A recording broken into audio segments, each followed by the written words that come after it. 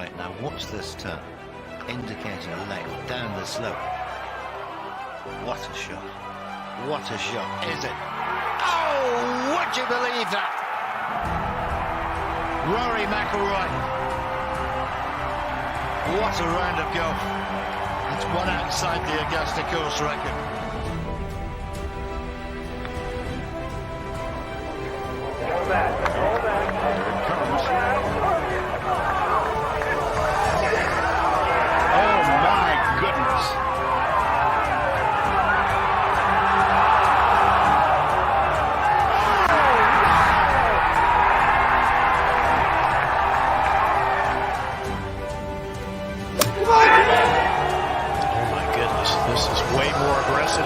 Anticipated. Oh man, what a shot!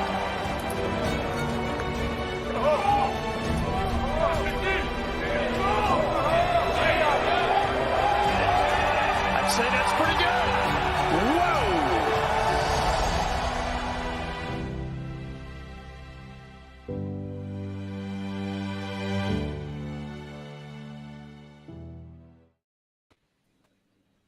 Good evening, golf fans. Welcome back to the PFD show. We have reached the final major of the season, the Open Championship.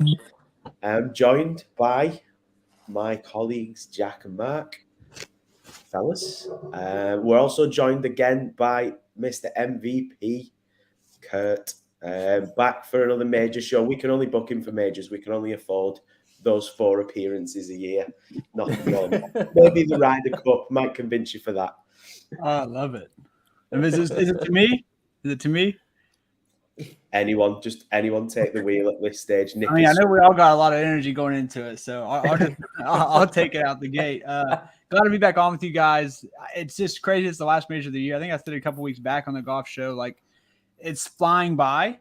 The great thing is there's not much of an off season, but like it's our last major for a long, long time. And I personally don't love the new landscape of the playoff with only it being 75 for the first round or the whatever. What's the first one? It's not FedEx. Yeah, the FedEx is the first one. I wish it was still like the 100 or whatever. But yeah, needless to say, we got to take advantage of it, and it's my favorite personally because I get to wake up at my 5 a.m. and all I missed was like first 12-ish holes, the guys that went out first. So very excited to get after it. And it just so happened to be my most profitable and my biggest classic golf sweat. So happy to be back, ready to get after it. I'm glad to be on with someone who walked the course today, Mr. Nick. Can't wait to hear more about that. But yeah, thank you guys for having me on. Let's get it. And I have walked every blade of that course, let me tell you. From 7 a.m. till 6 p.m. We'll get to that. But I wasn't on last week's show. I was sunning it in Tunisia. Jack, Mark, let's talk some Scottish Open at the Renaissance course, which I saw little clips on Twitter between mediocre to poor Wi-Fi. How did everyone get on last week? Well, yeah, I had all sorts of issues with the audio. There you go. Nick, I just want to quickly, before you answer that, Jack, sorry, I think you'll want to join me in this, in paying tribute to Nick. One thing he's been sort of keeping very quiet is about his great sporting achievement when he was away in Tunisia. I want to set the scene here for people. Nick was challenged on the table tennis table by a 10-year-old girl, and it was a best of 5, and she went 2-0 up. But Nick came back. He showed a bit of intestinal fortitude, came back, won 3-2. Now, I know you're laughing, but this wasn't an 8-year-old or a 9-year-old. This was a 10-year-old. So, fair play, Nick. If we had a budget to, get your T-shirt or trophy, if we hadn't spent it all on Kurt, then we would have done. But, well done, Nick. You've done us all proud. What's funny about that is, ironically, exactly the same thing happened to my dad when I was younger. I went to Tunisia, and he also played a young lad, but that was at tennis, not table tennis. And this young lad absolutely schooled my dad. He apparently was like a tennis player for his county or something. This girl was also a tennis player and saw me absolutely whooping Amy on the tennis table. So came over and said, "Can I play a point with you?" So I was like, "Yeah, cool." This girl was actually quite good at table tennis. Not good enough though, Nick. You won 3-2. When she went 2-0 up, I was like, "Come on, you cannot let this happen. Like, no mercy. Just do it." And I won, and I shook her hand. I was like, "You're really good, but I'm sorry, you're not good enough." And walked it off, went back to my lounger, and sunned myself like the king that I was in that moment. Yes. Did you have a bit of a swagger as you was walking back to the sun? It was very Conor McGregor, that walk back to the lounger, flailing around everywhere.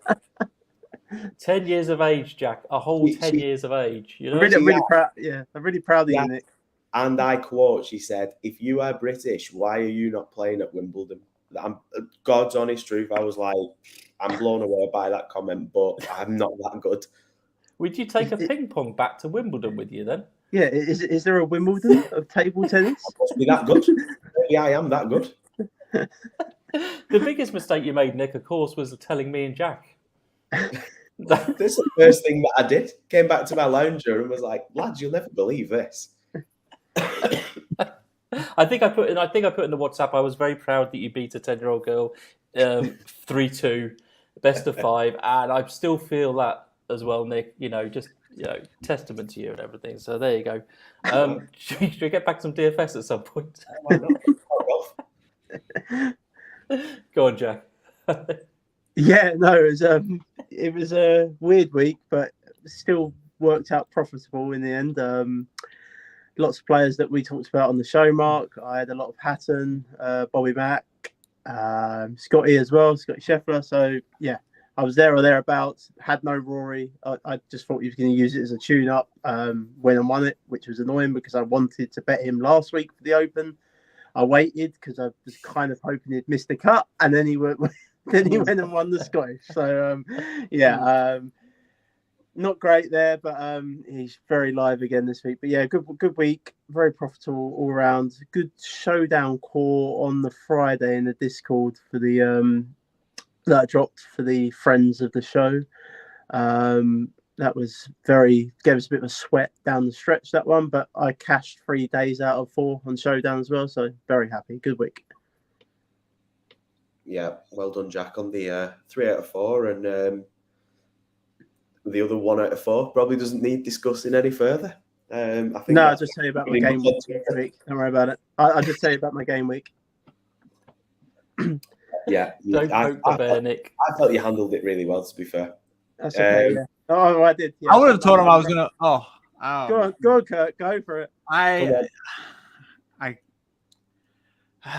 would have told him something I used to tell people when I lined up across him in football, and it's just something I can't say live because it's extremely. I like it. It's extremely morbid. But I would have just gone off. I would have gone on my burner and just lit the guy up for sure. This is the thing. I don't even do it off a burner. I would just do it off of my own account. I don't care. The guy's a virgin. He lives in his mum's basement. End of. Let's move on. The thing is, like, does he expect everyone to cash every day? I'm not sure. Like, apparently so, but apparently when you're dropping 3 cores out of 4 that cash, like if you use them cores wisely, I mean, apparently I mean, the thing is, we'll post. I'm not gonna post every day. Like that's annoying. But when I have a really good core one day, I'm gonna like post it. And the bad cores, that doesn't make sense because I don't post the bad cores because I don't post the very mediocre cores that do okay for min cash. So like, bro, like just that guy's entire mindset was just what the hell. Yeah, I thought you handled it decent though, because I would have probably threatened the guy and got kicked off Twitter. So luckily, I have Mark advising me half the time to tell me to calm down. So I'm a bit confused. I'm a bit confused here. You guys not winning every day? Yeah, like turns out we haven't won the Millie Maker. Like, White Lightning is back, baby. That's my burner. We are this week. I'm just gonna stick a train in the Millie Maker this week and chop it. That's it, right at the top. 10-team train. Just to have a sweat in the Millie Maker, and then like say you had the absolute nut worst run out on Sunday, just to have like the 3-day sweat in the Millie Maker would be so fun. Even if you end up only winning like $100 on come Sunday, I think it would be such a cool thing to have a sweat 3 days. I've never really had a true sweat in the Millie Maker, but I had one here last year at the Open. I was 17th on Saturday night. Wow. Yeah. I would take that. I did hate it. I was winning $16,000. No, I would take it. I'd be happy. Well, no, but I was winning $16,000 on Saturday night, and then Sunday it wasn't $16,000. I had Victor Hovland and Rory McIlroy in the lineup. I remember it vividly, like it was yesterday. Yeah, it wasn't fun watching them two just go round at even par the whole day. My favourite DFS slates are the ones that happen when I'm asleep, so I don't get the hope that kills me. Right. You just get the final result at the end. On the golf, I'd happily fast forward my life to the Sunday evening and just see where I was. Just get the email, Mark. Yeah, exactly. Your account has been credited, and then you go in there, there's $3. Yeah, 20 cents. Scottish Open, Jack. I know there was a couple of things you wanted to get off your chest about the Scottish Open, so you might as well get those.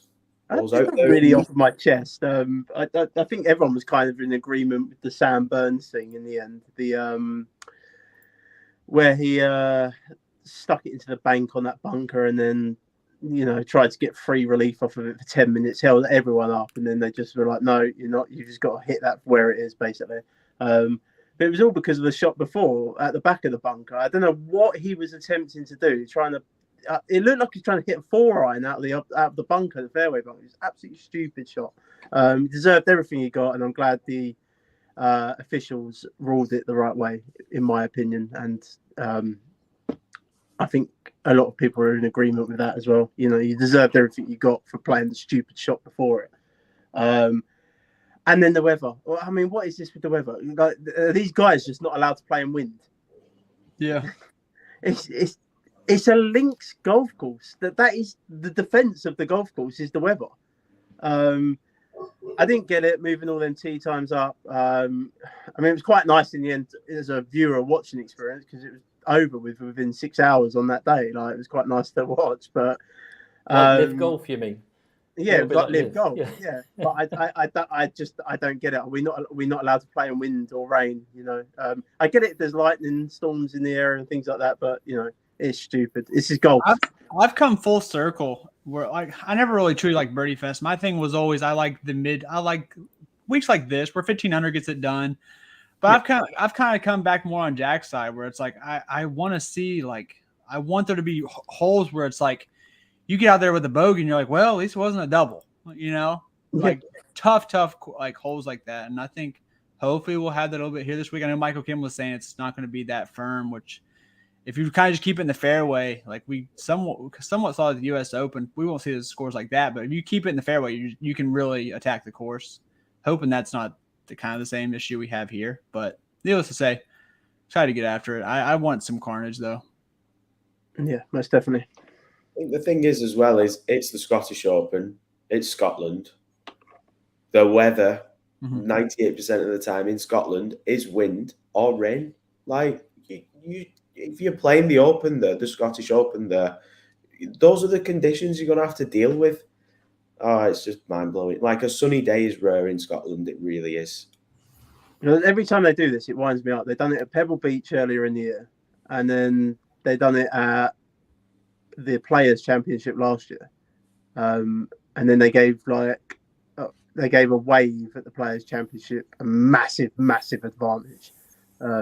It's just annoying when you bet on it and you play DFS. Like it's stupid. Like just send them out in it, let them play in it. Golf's supposed to be hard. It's supposed to be easy. Yeah. Let's talk the Open then this week. So we are headed to Royal Liverpool, commonly known as Hoylake.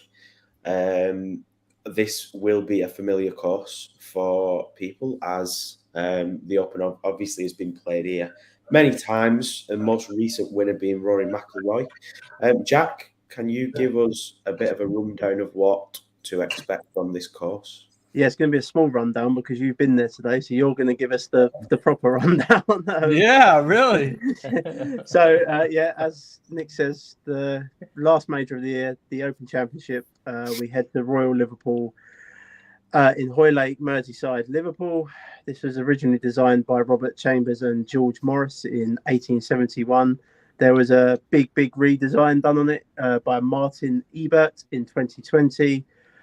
Part of the redesign, lengthening of holes, massive change, like hole 17 is a completely brand new hole. I watched the flyover for it last night with Padraig Harrington playing it. It looks quite fun, especially if the wind comes across the Irish Sea there. That looks a very, very fun hole to play. You don't want to be in the pot bunkers to the right of it, the right of the green. Definitely not there. But that new hole looks fun. I also believe hole 10, as part of the redesign, was changed from a par 5 to a par 4. It's a long par 4 now. It's like 507-yard par 4. This is a par 71. This course 7,383 yards long. Water comes into play on one hole here. The fairway's a fescue. The rough is that tall, thick fescue here. The greens, they're quite slow, but they're just a mixed blend of bent grass, poa, and fescue. For a links test, it's quite a flat golf course. I've heard that it's quite an easy walk, this golf course. So a lot of people were saying that outside of Augusta, if Tiger come here, for instance, this might have been the one on the open rotor that he could have won because it's quite a flat test. There's like not many sand dunes about here, basically. The hazards are real, though. We've got lots of those pot bunkers that we saw last week at the Scottish Open. They're a bit more deadly here, I think, as well. We've got the tall fescue rough, and there's out of bounds on 6 holes here, which seems to be a bit of a subject on Twitter at the minute about the out of bounds that I saw before we come on air tonight. I think the cut mark's probably going to linger around 2 over to 1 over. I think the winning score is going to be about 13 under this week. Nick, you've been there. You can tell us all about hole 17, that par 3. I have, yeah. So I'll start with the par 3s. There's no easy par 3 on this course. The 17th is by far the shortest, and it looks tiny. It says 136 with wind. It's probably playing maybe 150-ish, maybe even 155. But it looks tiny. Like, I was stood on that green watching them tee off, and yeah, to the right is the worst miss. I think if you're right, you're off in that bunker. Horrible. There's the bunker to the left of it, which isn't as bad. If you're short, there isn't really a bunker at the front, but there is like a sandy kind of dune-ish, and there's a lot of thick grass there. So if you're landing it short on the green, it's just going to roll backwards into that. It is a fun hole. It is short, but I've seen so many people go right and land short today. From what I saw yesterday on the video, if you go right on that hole, depending where the pin is, I think you are looking at a bogey or worse. I've seen bunker to bunker today. Yeah. I've seen someone come out the right bunker into the left. Yeah. There's one pin position that'll be quite interesting where the pin's right at the back of the green. Just don't even bother taking that on. Just land it on the green anywhere. Yeah. There was a tee shot where it literally landed, and it would have been about 3 feet away from the hole, and you'd be happy with a birdie on that day. The pin is towards the sort of middle or front of the green. There is enough at the back where you can be a little bit long, and there is a slight roll down off the back of the green as well. It's a really fun hole. Like I said, the par 3s, none of them are easy. The 6th is a toughie because you could be into wind on the 6th. If you're getting that kind of wind coming across the Irish Sea, like you said, Jack. The 6th is still kind of in, but it's kind of facing that coastline. So it's a longish one as well at 201. Seen quite a few short on that one today. Also seen quite a few go left on it. Can't remember if it was Sam Burns, but there was someone practicing bunker shots in the left bunker there. Hit 3 shots, tried to just kind of trickle it over the top of the bunker onto the green. All 3 times the ball rolled back in. So, yeah, I mean, the par 3s, like I said, none are easy. All are pretty long in length for par 3s. Course itself, I think the front nine is the easier play because you're a bit more inland on the front nine. Some of those holes, there's a couple of dog legs in there. The third, I think, is a dog leg. The fifth is I think the fifth is a 520-ish yards, par 5. The difficulty with the course is the bunkers, where the bunkers are situated. Not a lot of driver I saw today on the holes. Like McIlroy was hitting 2-iron a lot. I followed Justin Rose towards the end of the day. He was hitting 2-iron a lot. Some of the golfers were actually hitting, say, a 2-iron or a wood, then getting the driver out and seeing where they could end up, and finding that actually you can end up in quite a bit of trouble if you're not in the right area. There's one hole, I think it's the longest hole, the 15th, I think it is. Driver essential off the tee, and you might have a bit of wind behind, but I watched the Koepka, DJ and Woodland group. Woodland's absolutely sprayed both to the left in the rough. Forget about it. You're probably not finding your ball. Well, obviously they will, because there'll be someone pointing to it, but average golfer, I'd have just been like, yeah, those are gone. Koepka and DJ both hit decent drives. I think Koepka ended up in the bunker. It's like driver essential, like I said, but literally where they're landing, there's like 4 bunkers around that area. 5 maybe even. I think there's actually 3 on the left, 2 on the right. So you're in trouble if you're not in the middle of the fairway. And the fairways are narrow, like you said, Jack, really narrow. The rough's not really long. I think it was longer in 2014 than it is now. Benefited a little bit from the rain that we've had. But the rough wasn't really long. Some of the rough might be a bit routine. Some of it will be a bit challenging. The hardest bit of the course, I think, is the 10th, 11th, 12th, 13th, because that is all coming back along the coastline. You're right in what you said, Jack, as well. Pretty flat course, but it does get a little bit more duney on the coast, so that is difficult there. But if you're getting wind there, like early morning, there wasn't much wind, so the golfers that teed off early were finding success. From about 10 o'clock till about 4 o'clock, it did nothing but rain, and gusts were about 15 to 17 miles per hour. It's going to be challenging on them holes. You're going to find a lot of balls going right as you're coming back along that coastline. But yeah, really nice course. As Kurt said, I think if you're accurate this week off the tee and you're landing on the fairway, splitting the bunkers essentially, you can attack the course. The greens are soft.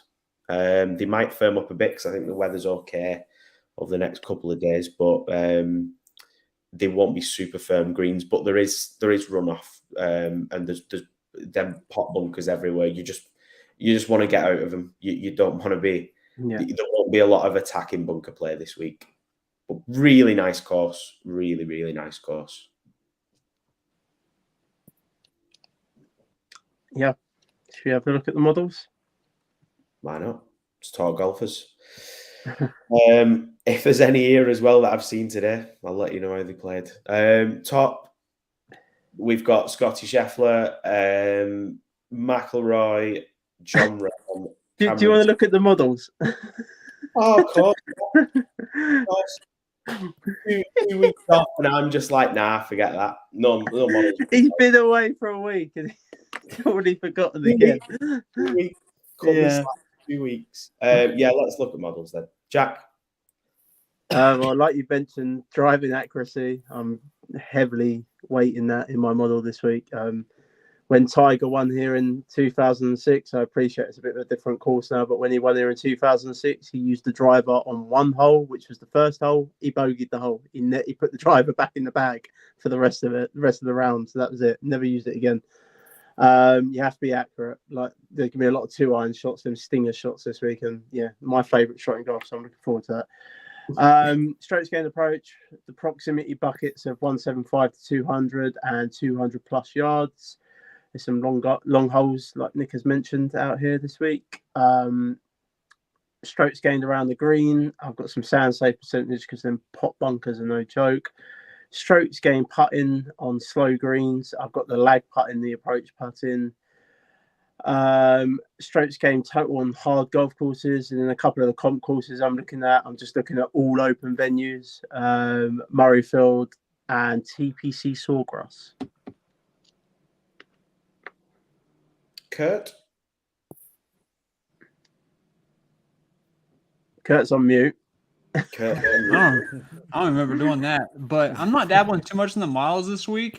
I'm conscious of off the tee, but for the most part, I'm letting it rip. I wanted to kind of change it up a little bit because I know last year, like you kind of spray it because the fairways were like 95, just wide open. But I'm taking a step back this major, not doing much miles. I want to be conscious of off the tee and kind of just letting it freaking rip. I want to try something different. I want to ship, okay? And I've not shipped classic in like I feel like in the calendar year, so time to get a little weird. Fair enough, Mark. I've gone the opposite way and added an extra model for this week. So as well as my usual course fit and my weekly model, I've also created an off the tee model because I just wanted to sort of be able to separate out those players from all the other stats. So yeah, I mean, in the main model, pretty much all the same stuff as Jack. I always still play fantasy points gained as well for a little bit as well, extra. But yeah, all the other stuff, usual stuff, fairways gained, etc. as well. I didn't think Jack said good drive percentages, things like that. But yeah, all very similar. But I real focus on off the tee where I say I separated it all out. So I'll be referring to that when talking about golfers. Very good. Very good. Let's talk golfers then. Now we can talk golfers. So the highest priced golfer in the field, Scotty Scheffler at 12,500, followed by McIlroy at 11,900, John Ram at 11,200. Let's just talk these three first of all, because then there's a range below, and then we dip into the nines. So, Jack, you've been quite high on Rory over the past week. From you didn't listen to last week's show. So. From what I've seen, you were on about betting him, but there, I think he's won the Scottish, and you were kind of off him a little bit. So you can take the lead on this. These three, who is it you'll be playing? Well, I said on last week's show that I was going to bet him. Rory, this is. But then he went and I mean, I have bet him anyway. I got a 8-1 in the end, boosted on Bet365. But which I didn't mind because I do think he's going to win the Open this week, which is what I said last week. So I've been on him a little bit longer than a week. So, but I'm playing Scotty Scheffler in DFS. Don't care the ownership, don't care the price. 6 top 5s in his most recent starts. His Open history is pretty decent as well. He's 21st at St Andrews last year, 8th the year before that in 2021. Green across the board, gaining strokes at a ridiculous rate, accurate off the tee. The only place that he's losing the strokes, and we all know it, is with the putter. That's it. I'm playing Scotty Scheffler this week. Mark, any advance on Scotty Scheffler? Not particularly. I mean, he's number one in my main model, so what would I do anything different there? I don't know how. It's amazing in golf to be that consistent with those seconds and thirds all the time, just staggering. And you know, this is an unusual course. Maybe the putting won't be so make such a difference or something. As we always say, it just has to be a poor putter, and he's probably going to win. So yeah, I'm interested if anybody's playing John Rahm, to be honest with you. I do find the Rahm question interesting because the ownership right now is he's certainly coming in the third lowest owned out of these three. His Open history is not the best though. Best performance was third in 2021, but before that, there's a few missed cuts and sort of middle finishes for him there. But last time out we saw him was at the Travellers as well. He's had a long rest for this Rahm. I'm interested in his mindset. If I wasn't going on holiday, I would be watching a lot of it and if he was sort of in the right frame of mind, I might have to bet him, but in play. But I won't be able to where I am. But I just don't know if he has.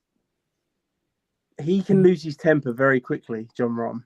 And I think this is a golf course that can do that to you with the wrong bounces and things like that. So the ownership's interesting, but I don't know. I'm just going to stick with Scotty, I think. Kurt? I mean, sticking with Scotty's great and all if he wasn't fucking $1,300 more. I mean, like, I'm not playing. You won't find Scotty or Rory in any of my lineups this week unless it's like single entry.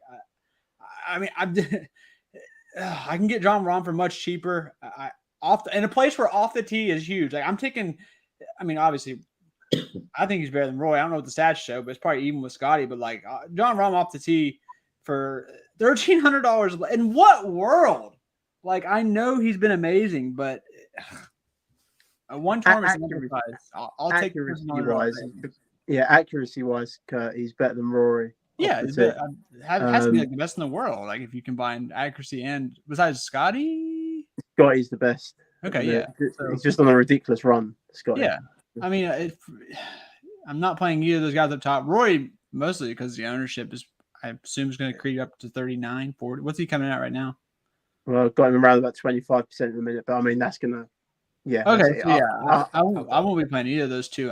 Even in 3 max, I'm not playing either of those two. Like they might, and that's not even for certain yet. They might enter my single entry lineup, but no, I'm going Rahm up top, a little bit of Brooksy, and then Hovland, and that's where I'm kind of planting the flag at right there. So different out the gate.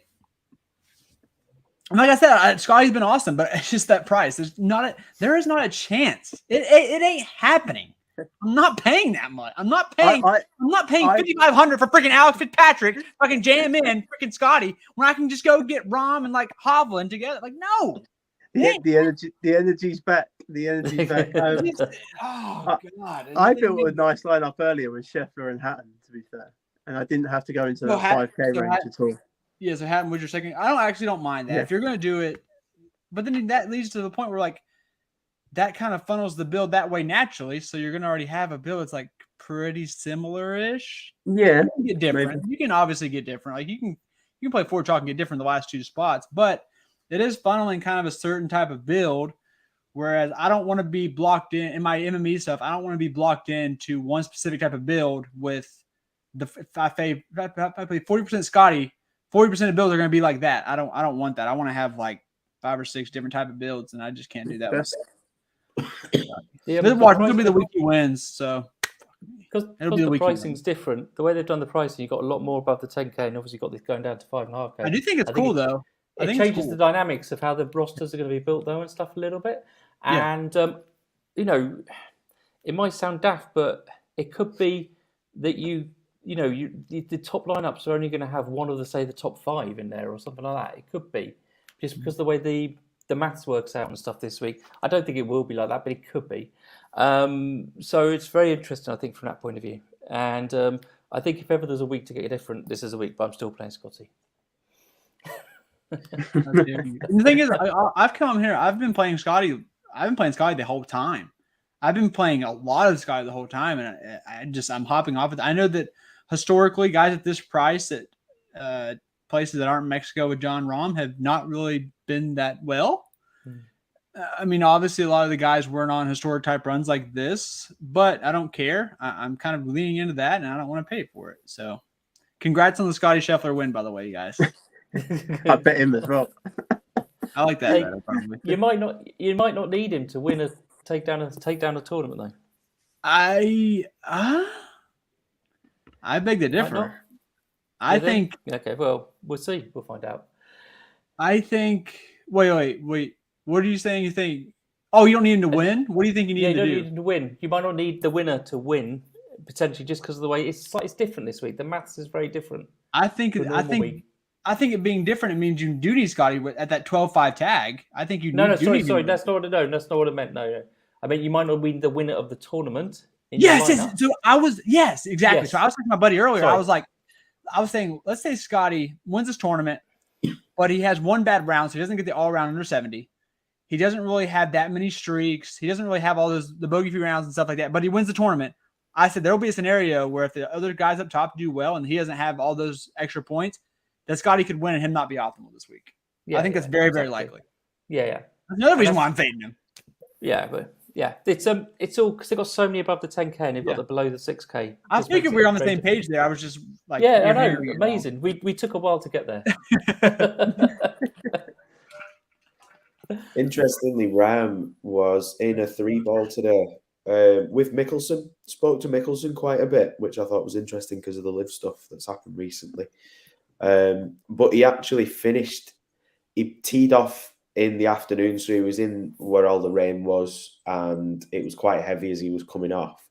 But he left the group and played the last couple of holes alone, and just spent basically the 9th hole just literally chipping from all around the green. He seems locked in. I think he wants to end the span. I think he wants to get the first.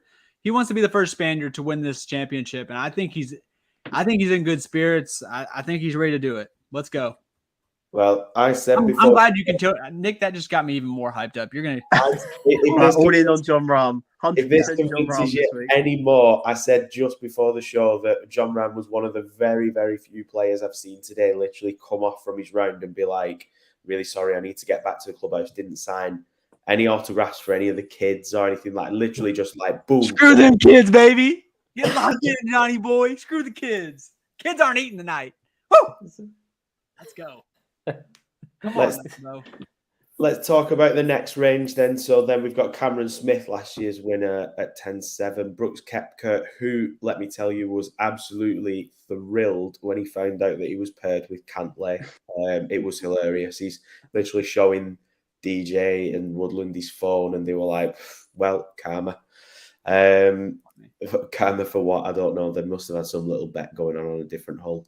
Xander Schauffele at 10,100, Victor Hovland at 10,000. So this range then, I'll kick off with you, Kurt, in this range, seeing as you're not playing Scotty, unless it's single entry, as you said.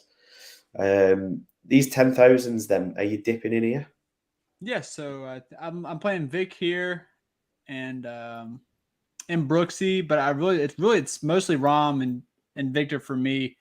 Within a slight Brooks. I think if hitting out those pot bunkers is going to be so difficult for everyone, and like Scotty says, basically automatic like 1-stroke penalty, that evens the playing field for Vic, who's also terrible. And I think that he can avoid hacking at it.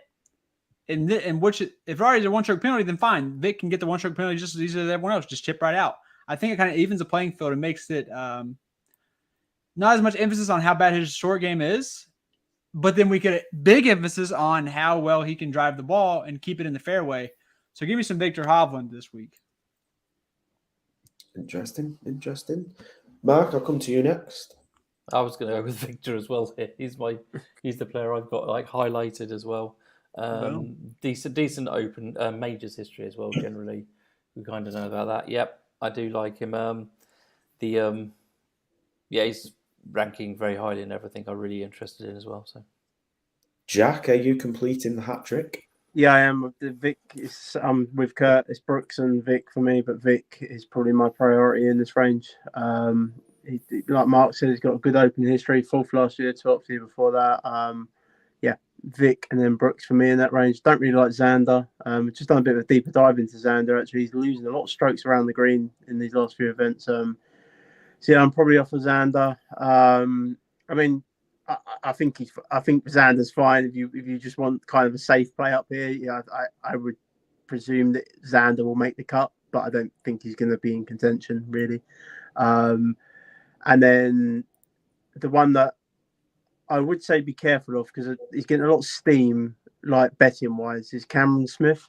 He ranked 44th out of 48 golfers at Live London on driving accuracy off the tee. You can't be doing that here. I like Pat Mayo says it a lot about Cam Smith, that he's probably the best golfer in the world if you don't count the off the tee stats, which is true. He probably is. Like putting wise, he's just electric, but you cannot be spraying that like that off the tee here. you will find yourself in a lot of trouble. St Andrews, where he won last year, is a completely different golf course to this. Yeah. Just talking about spraying it off the tee, Jack, as well, because I know we mentioned this briefly before the show. About there's been some noise about the in play out of bounds. That people aren't happy with that. Having been at that course today, it is quite clear to see why they've done it on the holes that they have.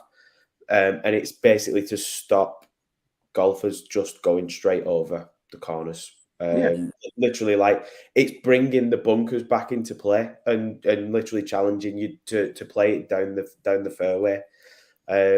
If they didn't have that, this course would be so much easier. I think a lot of what people don't get is that these golf courses are built around small towns as well. They're not. Yeah. There's no room to maneuver them now. Like, they are what they are. So you can't make them longer as such. The out of bounds thing is just silly. You need to make it hard. Back to what we were saying at the beginning. Why are we trying to make these things easier for these golfers? It shouldn't be easy. It's a major championship. It should be bloody hard to win. Yep. Agreed. I just, after seeing that today, I was like, it's quite obvious why they've done that. I don't really see why people have got an issue with it. Like, it's making the course more difficult. Perfect. That's what we want. We want to see the bunkers in play. We want to see people going in them bunkers, if they're not accurate off the tee, as you said. Right, this 9K range then. So I'll just run down the names. So we've got Cantlay, Fowler, Spieth. Very nice guy, Jordan Spieth, by the way. Quite surprised at that, given the amount he moans. Morikawa, Fitzpatrick, Tyrrell Hatton, Fleetwood, Dustin Johnson, Shane Lowry, and Cameron Young round out the 9K range. So I'll come back to Jack for this one. Tyrrell Hatton, I've already mentioned it. It's my favourite.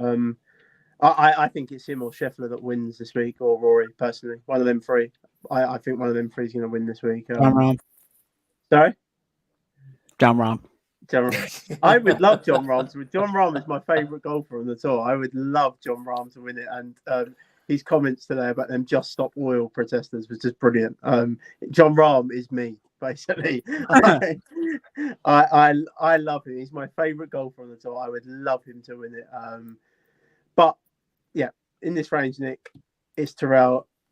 The run that he's been on is fantastic. Got himself in contention again last week at the Scottish. Thing with Tyrrell at the minute, he seems to have one of these sort of blow-up rounds where he just sort of gives himself a lot of work to do on the last day, so to speak. But we've seen it a couple of times where it was at the Canadian Open, he shot like 10 under in the last round to get himself back up there. And then he did it. He was trying to do it last week at the Scottish. As a backer, I was saying this on Twitter, as a backer, Tyrrell, quite often, he'll give you a good run for your money. So I like him this week. He'll love the setup. Good Open history. He's been 6th in 2019, 11th last year at St Andrews. The recent form's just off the chart. He's playing the best golf of his career at the minute. Very accurate off the tee. Green across the board. The ownership's going to be quite high on Tyrrell, but I don't really care. It's probably a bit of chalk I'm going to read there, to be honest. Interesting. Kurt?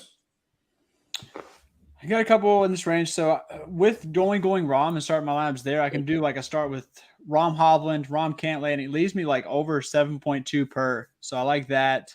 I like him up the top there. And then I'm going Hatton and Fleetwood. I have a problem. I always play these guys. And the thing is, I can play them at their elevated ownership because I'm fading Rory and Scotty. And most people will have Roy, Scotty, and then go those two. Well, I'm going to kind of do the opposite where I can do Rahm, those guys, and then play a bunch of 6K guys. And be a little different. I really like Dustin Johnson. Low 9Ks, they sucker me in every time, bro. I play all these guys. I'm going to have some Dustin Johnson, and then I'm going to wrap it up with Cam Young. Oh, no. Yep, he's back. He's back. So what's funny is I didn't play him at all of his bullshit. And then I played him at, where was it? John Deere? I played him at the John Deere, yeah. He was like, I had him like 80% owned. Oh, no. And I got that. So everyone had to do with him getting like 80th and 50th. And I was like, I haven't played Cam Young in a while. This is a bad field. I bet he finds it this week. 8th place, 80% owned. I'll take it. So yeah, I think he maybe found something at that little shit course. I'm gonna find out. I'm gonna have like he'll be a guy I have like 1.5x on or 2x. Nothing crazy with old Cameron.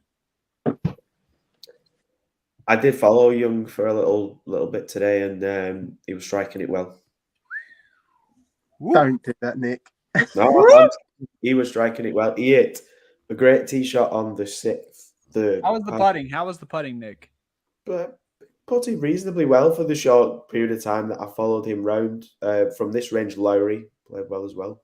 God, Cam Obviously, Young. Lowry, Oh man, not super long, but good with his irons. Mark, And what do we say on this show every week? Cam Young is the wrong C Young, but we can't play Carson this week, can we? So although Kurt's done no models and I've done D models, I've ended up back at the same place as him, boringly enough. damn it! Hatton, Fleetwood, and Cantlay are my three favourites there. Hatton and Fleetwood, particularly above everybody else. Spoiler alert, might be mentioned in the newsletter tomorrow. But yeah, so I don't know if you have anything else to add. No. fair enough. 8Ks it is then. So Hideki Matsuyama, DeChambeau, who was mumbling some rubbish about his de-lofting mechanics not working today. Wyndham Clark. I love that stuff. Justin Thomas, Sam Burns, Max Homer, Sung Jae Im, Tony Finau, Tom Kim, Justin Rose. Mark, back to you. If the ownership is as low as it's predicted at the moment, I'd be very interested in Bryson at low ownership for sure.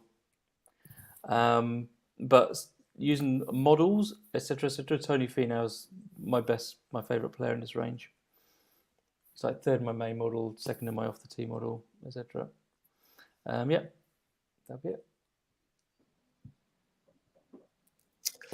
You don't like that Bryson pick? No, from what I saw today, he's overcomplicating the game of golf at the moment. He's just there's a fine line between the scientific swing and he's got too much going on in his head. He was analysing so much with the shots and no. Stand over the ball and hit it confidently.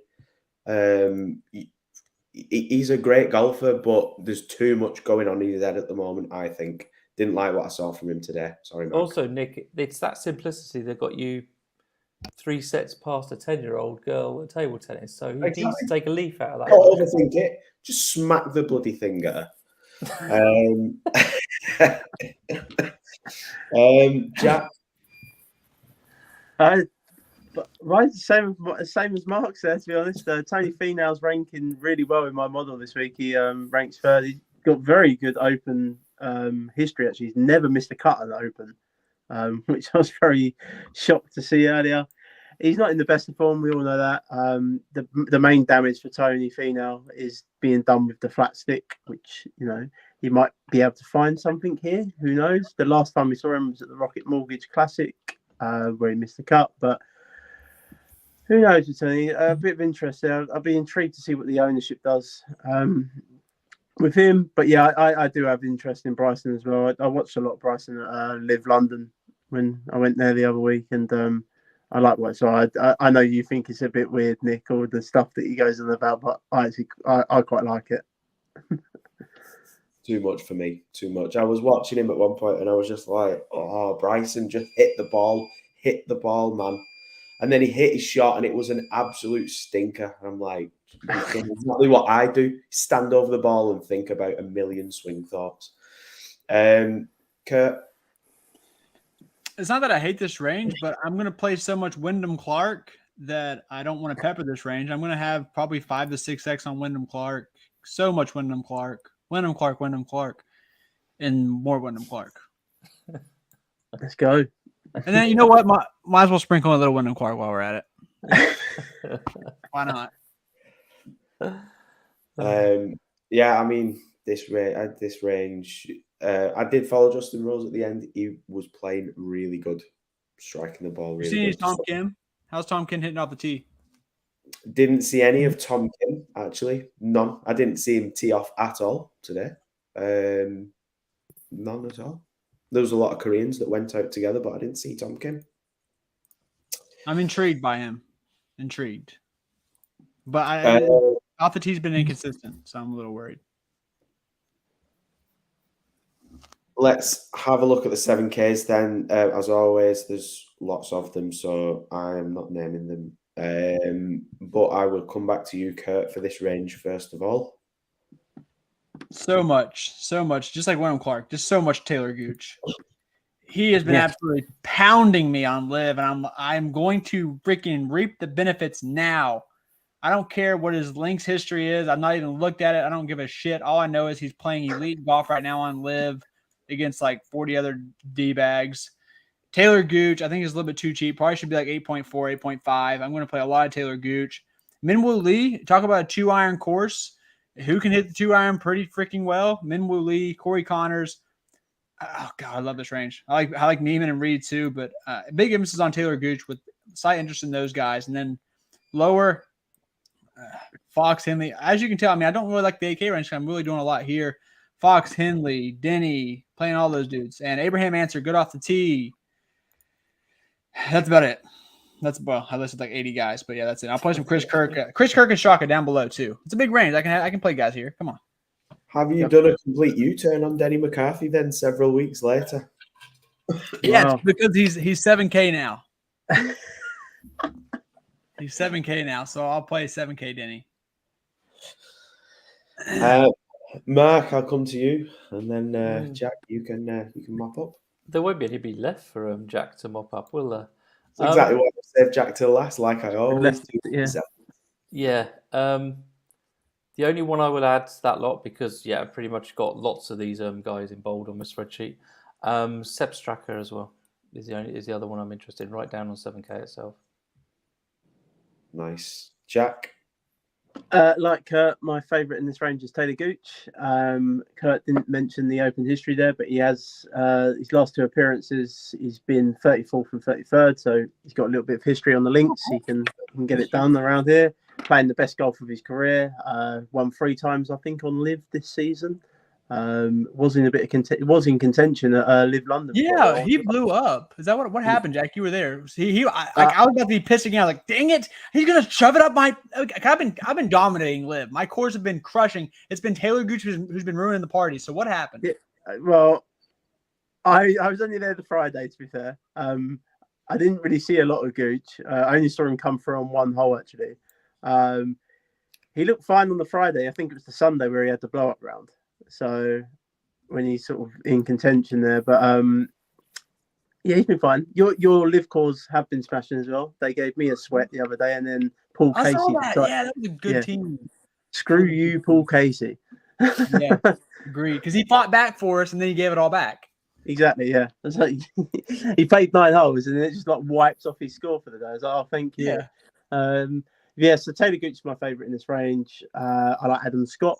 Always like Adam Scott on the links. I know he missed the cut last week at the Scottish Open, but I think me and Mark mentioned it last week. He'd never played that course before. It's the first time, and I kind of mentioned that golfers that don't play certain golf courses, maybe they just don't have a feel for it. They just don't like it. So yeah, I'm happy to go back to Adam Scott. He's got good links history, especially here. He was in contention here, I believe, in 2014 with Rory up there. He was up the top of the leaderboard with Garcia, and I think DJ was there as well.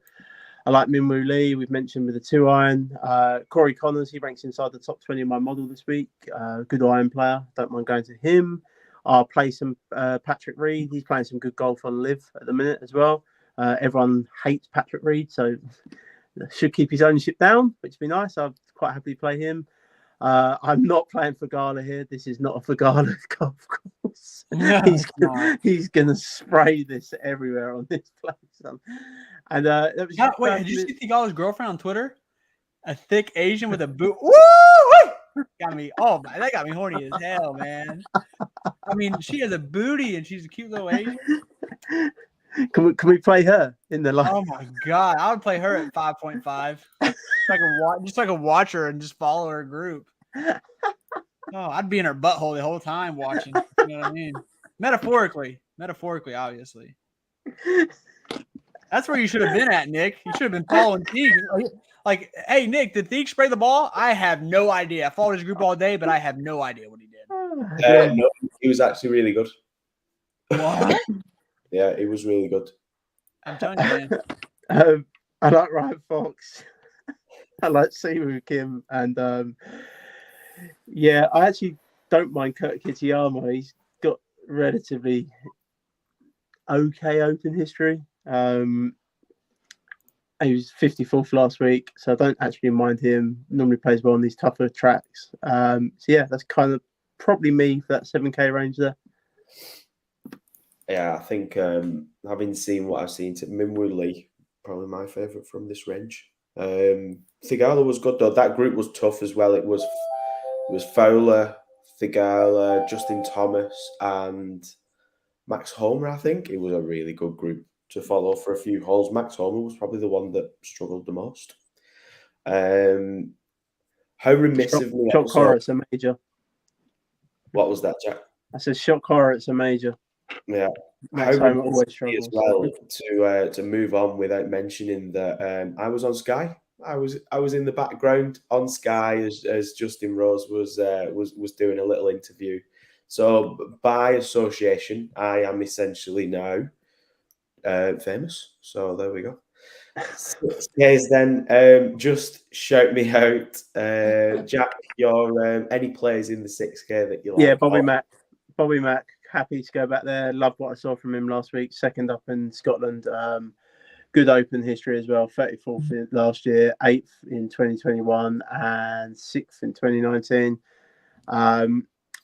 Playing really some nice golf at the minute. Green across the board. A little bit wayward off the tee, which might worry me here a little bit. But yeah, I don't. He's coming in popular though, so maybe more of a cash option, Bobby Mack down here. But yeah, I do like Bobby Mack to kick in. I'm quite happy to go back there this week. I told you about Patrick Hyraton as well last week. I said to everyone that he would make the cut. Yeah. Mark? I got lots I like down here, but I like Louis Oosthuizen and Henrik Stenson. I know, Jack, you like Henrik Stenson a little bit, don't you, as well? And Nick, Yeah, you know Henrik Stenson now.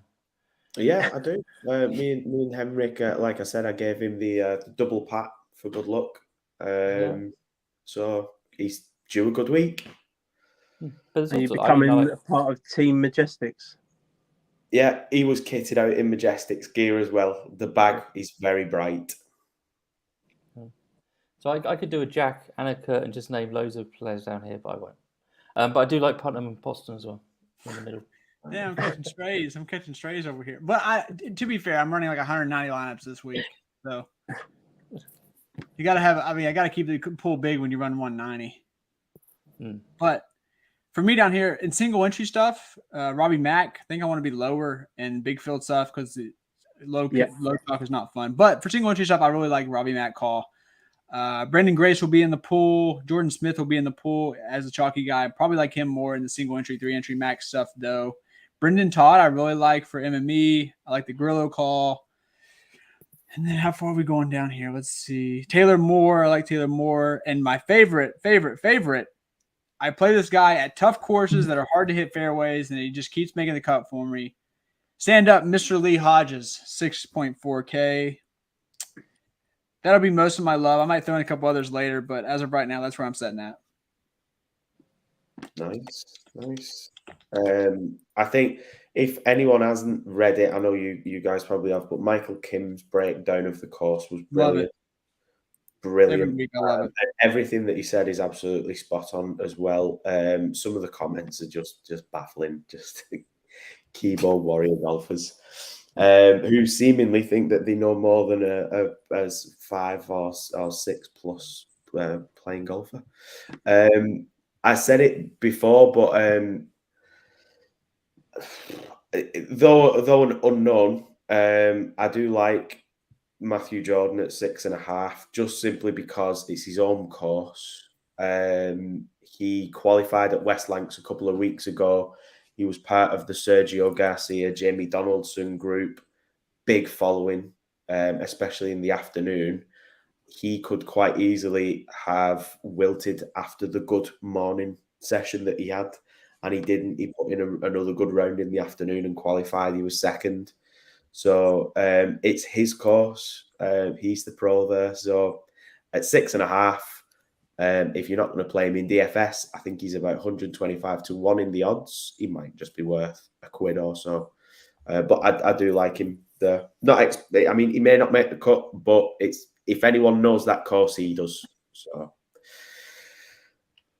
let's build some. Sorry, quick note. If I was going to shout out a 5K complete punt, Yeah, I was ready to give some 5Kers. yeah, I would go with Dan Bradbury. That's it. Mine's Charles That Schwartzel. wonders. There you go. Yeah, mine's Charles Schwartzel. Charles Schwartzel, he did bad in the places on Live that He was good at Live London. Yeah, but the places that were really required you to have like accuracy off the tee, he didn't do that great. In London, the rough wasn't that thick, was it? It was in places. But we saw what Cam did though. So like that's my look who won. But I like him as a pump play down there. He's 5'8". Like if you've got to come down there. It's not. That's a fair point. My guy is going to be someone who my buddies bet him, and he swore by him, so I'm going to ride it with him. Marcel Siem. Yep. Shout out my guy Johnny. My guy Johnny loves Seaman, so I'm going to ride him. Hey, you don't got to talk me into Seaman now. I mean, come on. He was 15th at the Open in 2021. Marcel. Yeah, there's a 5K range, bro. Go peep that. It's He's actually a cut maker as well, isn't he? So yeah, go Seaman. He teed off early. He was playing with someone, but then he just went off and played on his own again. Really good, like what I saw. Ooh. Let's build some lineups then. Let's have a little look. So let's do a Rambo and Hovland one. Let's have a little look at Ram and Hovland. That is nice. 7-2 left. I quite like Stenson at 6-2. That'll get you back up. I like Stenson. Stenson at 6-2. Put him in. That gets you up to 7-5. Stenson at 6-2. We like Gooch, didn't we? Oh yeah. 7-8, and that takes you back down to 7-4. I like Answer, Fox, Henley. It keeps you in this range, doesn't it? I like Fox. Yeah, I like Fox. And just leaves you 7-4 range. Yeah, English, Henley, Siwoo Kim, Denny McCarthy, Anchor, Harmon. I dig that. So yeah, you've got a combination there of who you could play. What does a Scheffler lineup do? So it burns your money. It lights your money on fire. Scheffler Hatton. Let's have a look what we can build them. Takes you straight down to 7,000. And you can come down to similar lineup build to the other one, really. Yeah, this is what I'm saying. You're going to end up. Go ahead and play Chalk Bobby Mack while you're at it. Well, you could do. But let's put Hodges in this one. At 6-4. Takes you up to 7-2.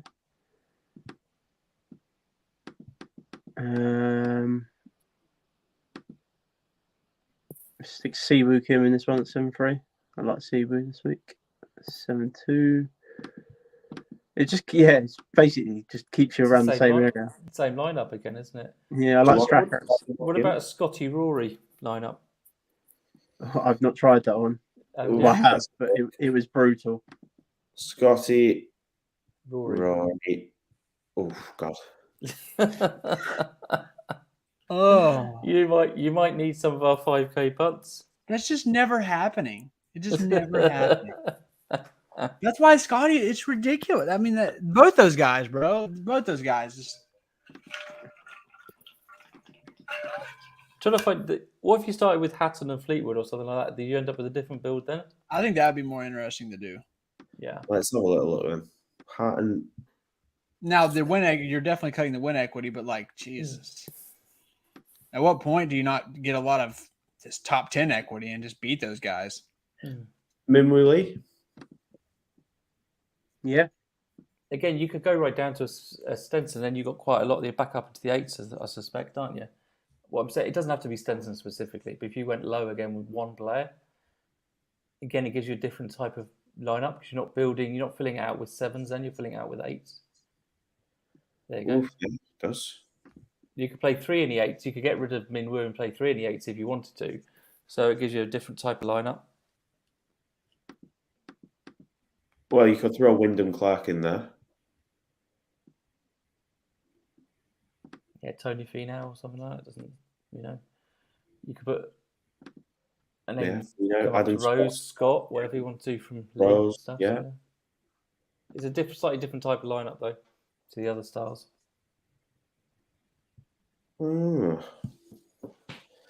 Several different. I just did one. I just did one started with Hatton, but I actually think I like the win equity it has. I mean, I got Hatton, then I went Dustin Johnson. Nice. Both guys can win. I went Wyndham Clark, who's already won an elevated event this year. I went Taylor Gooch, who's playing the best in his life. I went Robbie Mack, who's playing good. And I went Justin Rose, he could win it too. That's a good lineup. Yeah. Well, I just got Hovland, Hatton, Finau, and Wyndham Clark into a lineup. Who's you running That I that with? quite like. That sounds tasty. who were your other two? Oh, well, yeah. I can't share that, can I? I might keep that one in now. Fellas, that is the last major of the year wrapped up. It has been emotional. The next big event, I guess. What are we next? Playoffs? Next Ryder Cup. Right, yeah, well, Ryder Cup. We should get Kurt back on for the Ryder Cup actually, because that would be cool. Yeah. Ooh, Yeah. absolutely. I'll be talking mad shit.